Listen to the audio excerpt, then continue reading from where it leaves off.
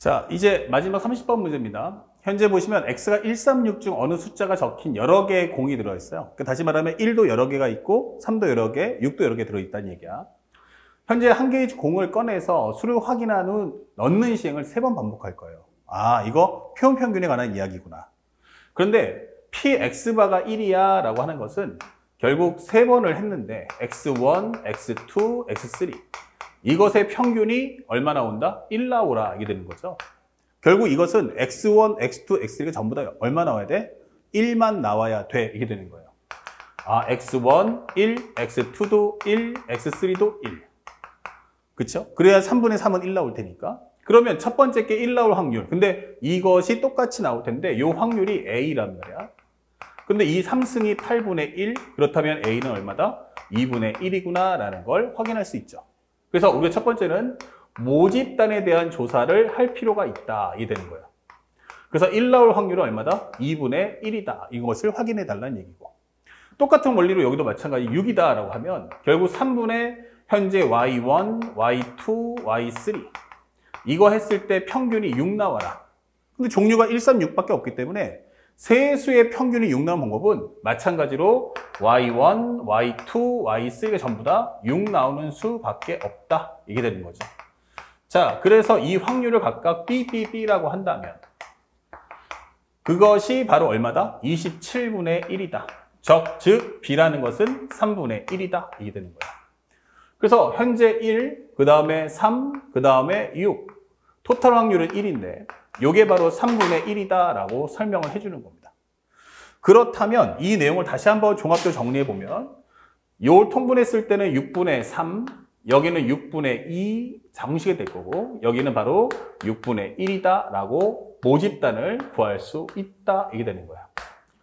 자, 그랬을 때 상대방이 원하는 건 현재 이 x바에 대한 제곱 이 값을 p분의 q라고 해달라. 자, 이때 p 플러스 q의 값이 얼마냐? 라고 물어보고 있는 건데 현재 이 내용을 보는 순간 우리가 알 수 있는 건 이거 어디서 많이 봤지? 라고 하면 바로 분산이죠. 그래서 vx바는 2의 x바에 대한 제곱 마이너스 실제 현재 알고 있는 실제 평균에 대한 제곱이다. 이렇게 되는 거예요. 그러면 이제 하나하나 이걸 구하시면 되는데 첫 번째 여기서 우리가 먼저 구할 것은 평균을 구합시다.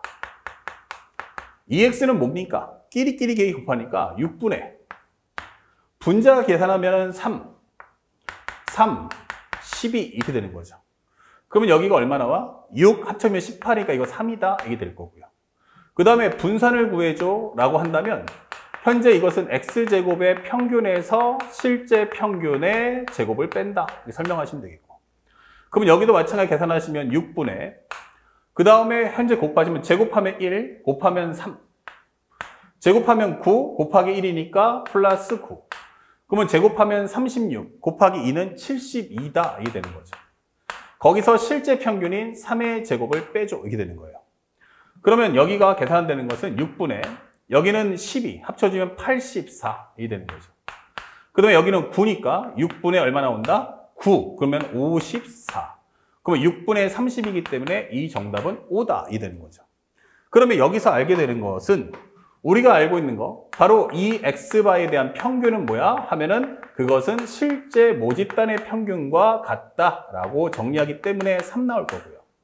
그 다음에 우리가 알고 있는 표현 평균의 분산이 뭐야? 라고 하면 우리가 알고 있는 n분의 vx 이게 되는 거죠.